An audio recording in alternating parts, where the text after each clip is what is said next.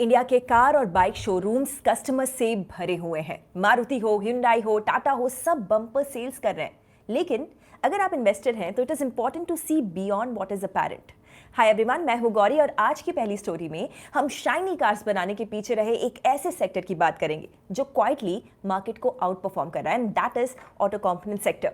दूसरी स्टोरी में इंडिया के ऑयल रिफाइनर्स अपने गैसोलीन और डीजल एक्सपोर्ट्स को मल्टी ईयर हाइस तक पुश कर रहे हैं, और ये सिर्फ एक ट्रेड स्टोरी नहीं है, ये एनर्जी, फॉरेन पॉलिसी और इन्वेस्टमेंट का एक बड़ा प्ले है। तीसरी स्टोरी में एचएसबीसी जैसे global brokerage Indian stock market को लेकर काफी बुलिश है। अपनी रीसेंट रिपोर्ट में उन्होंने 2025 के लिए सेंसेक्स पे उनका 85,130 का टारगेट रखा और 2026 तक 94K का लेवल।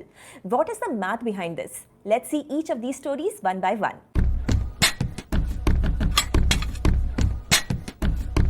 इंडिया का auto component sector 80,000 crore rupees की एक ऐसी गोल्ड माइन है जो ऑटो सेक्टर को भी रिसेंटली आउट परफॉर्म कर रहा है। लास्ट मंथ जीएसटी कट से हुए कंजम्पशन इंक्रीज की एक्सपेक्टेशन और ऑप्टिमिज्म के चलते मारुति के शेयर्स 13% ऊपर गए।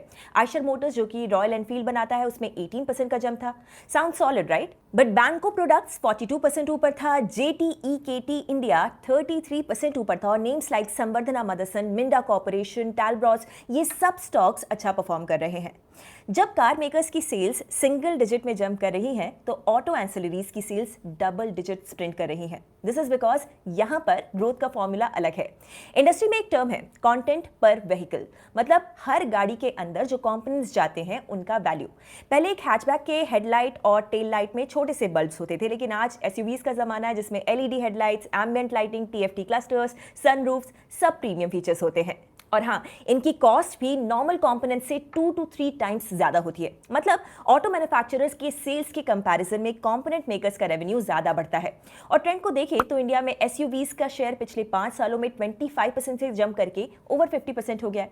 मतलब प्रीमियमाइजेशन फुल स्विंग में है और एज अ रिजल्ट ज्यादा कंपोनेंट्स की डिमांड भी। और अब गवर्नमेंट का पॉलिसी पुश भी फेवरेबल है। जीएसटी कट के बाद कार्स अफोर्डेबल हुई, डिमांड बढ़ी और एंसिलरी मेकर्स को डायरेक्ट टेलविंड मिल गया। दूसरी तरफ ईवी बैटरीज और कंपोनेंट्स के लिए गवर्नमेंट ने production linked incentive schemes announce की हैं, और रिसेंटली गवर्नमेंट ने इलेक्ट्रिक व्हीकल्स के सब सिस्टम्स के R&D के लिए 18 प्रपोजल्स शॉर्टलिस्ट किए हैं जो एकेडेमिया, इंडस्ट्री और गवर्नमेंट की पार्टनरशिप से एग्जीक्यूट होंगे। इनका मेन पर्पस इंपोर्ट्स पे डिपेंडेंस को रिड्यूस करना है। तो जो कंपनीज ईवी कंपोनेंट्स बनाती हैं उनके लिए एक बिल्कुल नया रेवेन्यू स्ट्रीम ओपन हो गया है। और सिर्फ इंडिया ही नहीं, ग्लोबल मार्केट भी ओपन हो रहा है। ऑटो कंपोनेंट एक्सपोर्ट्स FY30 तक 28 से 32% कैगर से ग्रो करेगा, ऐसा एक्सपेक्टेड है। एक्सपोर्ट्स में US 6 to 7 billion dollars contribute करता है और इस पे फिलहाल 25 से 50% टैरिफ लग रहे हैं। लेकिन जो auto component manufacturers value chain में ऊपर जाने पे फोकस कर रहे हैं उनको रिप्लेस करना मुश्किल होता है, और यही इंडियन ऑटो एंसिलरी सेक्टर का फ्यूचर आउटलुक है। अगर इंडियन कंपनी सिर्फ कॉन्ट्रैक्ट मैन्युफैक्चरिंग से बढ़ के अपने यूनिक पार्ट्स को डिजाइन करना स्टार्ट करें तो वो सिर्फ कॉस्ट पे नहीं बल्कि इनोवेशन पे compete करेंगे। सेकेंड स्टोरी, इंडिया एक ऑयल इंपोर्ट हैवी नेशन रहा है। हम अपने कंजम्पशन का 85% से ज्यादा क्रूड बाहर से खरीदते हैं, लेकिन इंटरेस्टिंगली इसी इंपोर्टेड क्रूड को प्रोसेस करके अब इंडियन रिफाइनरीज दुनिया भर में अपनी प्रेजेंस को सॉलिड बना रही हैं। रिलायंस और MRPL जैसे जायंट्स एशिया और यूरोप दोनों को रिकॉर्ड बैरल्स एक्सपोर्ट कर रहे हैं। मतलब जो देश ऑयल के लिए बाहर पे डिपेंडेंट था वही रिफाइनिंग के बिजनेस में अब ग्लोबल पावर हाउस बन रहा है। और इसके 2 रीजंस हैं, एक्सपैंडेड क्रूड प्रोसेसिंग कैपेसिटी और इंक्रीज्ड इथेनॉल ब्लेंडिंग। 2025 में इंडिया का crude processing capacity 55 lakh barrels per day तक पहुंचने वाला है, और इसमें से gasoline exports 4 lakh barrels per day के रिकॉर्ड पे है। डीजल एक्सपोर्ट्स भी 4 ईयर हाई पे है। दूसरी तरफ ओवर द इयर्स इंडिया में फ्यूल में इथेनॉल ब्लेंडिंग भी इंक्रीज हुई है। 2014 में पेट्रोल में 2% से भी कम इथेनॉल होता था, जो ओवर टाइम 10% हो गया, और अब E20 पॉलिसी में 20% तक ब्लेंडिंग हो गई है। इस ब्लेंडिंग से हमारी डोमेस्टिक रिक्वायरमेंट कम हो गई है और 6 million tonne crude oil substitute हो रहा है। इससे रिफाइनर्स के पास एक्सपोर्टेबल सरप्लस फ्यूल आ गया है, and this is only going to grow.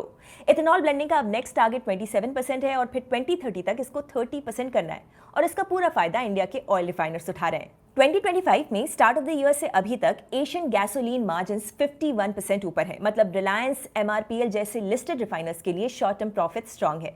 इस साल इंडिया के एक्सपोर्ट्स 4 ईयर हाई टच करने हैं, ऐसा एक्सपेक्टेशन है, mostly due to winter heating demand from Europe. That is because by the end of 2025 global supply tight होगी due to refinery maintenance in Europe and Middle East, और India step in करके ये gap fill कर सकता है। But in record exports को एक risk भी है। इंडियन रिफाइनर्स अपने इंपोर्ट्स का अराउंड 1/3 क्रूड रशिया से करते हैं और इस क्रूड से प्रोसेस करके रिफाइंड प्रोडक्ट्स एक्सपोर्ट किए जाते हैं। लेकिन यूरोपियन यूनियन के जुलाई में आए सैंक्शंस के अकॉर्डिंग वो 6 मंथ के ट्रांजिशनल पीरियड के बाद रशियन क्रूड से बने पेट्रोलियम प्रोडक्ट्स इंपोर्ट नहीं करने वाले हैं। In fact Russia linked Nayara energy का ऑलरेडी सैंक्शंस के चलते फ्यूल सेल करने का काफी चैलेंज आ रहा है, जिससे उन्हें अपने 4 लाख बैरल पर डे वाली रिफाइनरी में क्रूड रन्स को रिड्यूस करना पड़ा है और अब वो डोमेस्टिकली सेल करने का प्लान कर रहे हैं। तो अब एक चीज क्लियर है, यूरोप की डिपेंडेंस और एशिया की डिमांड के बीच इंडियन रिफाइनर्स के लिए ग्लोबल अपॉर्चुनिटी बड़ी हो गई है। लोकल एथेनॉल पॉलिसी भी रिफाइनर्स को ग्लोबल एक्सपोर्ट बढ़ाने का स्कोप दे रही है, बट कैविएट यहां पर यह है कि इस ग्रोथ को जियोपॉलिटिकली भी बैलेंस करना होगा। थर्ड स्टोरी में दलाल स्ट्रीट को ऑप्टिमिज्म का एक नया डोज मिला है। एचएसबीसी अपनी लेटेस्ट रिपोर्ट में कह रहा है कि सेंसेक्स 2026 तक 94,000 पॉइंट्स टच कर सकता है, मतलब आज से लगभग 50% जंप एक साल में। लेकिन सवाल यह है कि ये सिर्फ एक बोल्ड प्रोजेक्शन है या फिर इसके पीछे स्ट्रॉन्ग लॉजिक भी है। एंड सबसे इंपॉर्टेंट बात यह है कि इसका मतलब इन्वेस्टर्स के लिए क्या है। कल पिछले एक साल में इंडिया का इक्विटी मार्केट दूसरे इमर्जिंग मार्केट्स के कंपैरिजन में अंडर परफॉर्मिंग रहा। This was mainly due to slowing domestic growth and heavy US tariffs. पर अब नैरेटिव चेंज हो रहा है और इसमें सबसे बड़ा रोल है इन्फ्लेशन का। अक्टूबर 2024 में इन्फ्लेशन 6% था, जो कि अब अप्रॉक्स 2% हो गया, which is lowest in 8 years. मतलब आरबीआई के पास इंटरेस्ट रेट्स को कट करने का स्पेस है। ये मार्केट को कुशन देता है। दूसरा, गवर्नमेंट ने इनकम टैक्स कट्स और जीएसटी रिवैम्प जैसे फिस्कल स्टेप्स लिए हैं। ये हाउस होल्ड कंजम्पशन को रिवाइव कर सकता है, जो जीडीपी का सबसे बड़ा ड्राइवर है। यस, शॉर्ट टर्म में आउटलुक इतना एक्साइटिंग नहीं है, लेकिन एचएसबीसी का ऑप्टिमिज्म 2026 से जुड़ा हुआ है। 2026 में एफटीएसई इंडेक्स में इंक्लूडेड इंडियन कंपनीज के एवरेज नेट इनकम 15% और एबिटा 14% ग्रो करने का एस्टिमेट है। ये इंडिया को एशिया के पेयर्स से आगे रखता है। So now coming to the often debated part, Indian markets की वैल्यूएशंस। राइट नाउ इंडिया का फॉरवर्ड पीई 23x है as compare to China 13x, Korea का 10x, ताइवान का 18x है। तो हाँ, इंडियन मार्केट्स प्रीमियम वैल्यूएशंस पे है, लेकिन 2022 रैली के पीक पे हमारा वैल्यूएशन प्रीमियम चाइना के 150% तक पहुंच गया था और अब वो गैप नैरो होके हिस्टोरिकल एवरेजेस के आसपास आ गया है। मतलब रिलेटिव टर्म्स में वैल्यूएशंस थोड़े से नॉर्मलाइज्ड है और इंडियन मार्केट्स में फॉरेन इन्वेस्टर्स की पोजीशनिंग अभी भी लाइट है। मतलब अगर एफआईआई इनफ्लोज आते हैं तो वैल्यूएशंस को री रेट करने की कैपेसिटी है। प्लस डोमेस्टिक इन्वेस्टर्स का एसआईपी फ्लो एक स्टेडी एंकर बन गया है। एचएसबीसी का कहना है कि 2026 तक सेंसेक्स का 94,000 का टारगेट एक लीनियर नहीं होगा, ग्रेजुअल क्लाइंब होगा, which will be shaped by easing inflation, supporting fiscal plus monetary policy और एक कंजम्पशन रीबाउंड। इसमें अर्निंग्स डाउनग्रेड होने का या कॉर्पोरेट केपेक्स डिले होने का रिस्क है, लेकिन एचएसबीसी का बिलीफ है कि ये रिस्क लार्जली प्राइस्ड इन है। सो बॉटम लाइन ये है कि शॉर्ट टर्म में मार्केट थोड़ा कॉशियस हो सकता है, लेकिन 2026 के लिए फंडामेंटल्स और पॉलिसी सपोर्ट को देखकर एक बुलिश कॉल बनता है। तो ये थी आज की 3 stories. Auto component stocks quietly rally हो रहे हैं, रिफाइनर्स रिकॉर्ड एक्सपोर्ट्स कर रहे हैं और एचएसबीसी ओवरऑल इंडियन मार्केट्स पे बुलिश है और सेंसेक्स को 94,000 का बोल्ड टारगेट दे रहा है। इंडिया की ग्रोथ स्टोरी सिर्फ एक सेक्टर तक लिमिटेड नहीं है, मल्टीपल लेयर्स पे मोमेंटम बिल्ड हो रहा है, कंजम्पशन, पॉलिसी पुश, एक्सपोर्ट्स और कैपिटल मार्केट्स। हाँ, शॉर्ट टर्म रिस्क हैं जैसे कि वैल्यूएशन स्ट्रेच्ड हैं और जियोपॉलिटिकल जो सिनेरियो है वो अनप्रेडिक्टेबल है, लेकिन बिगर पिक्चर में इंडिया का इन्वेस्टमेंट केस इंटैक्ट है। If you liked today's story, let us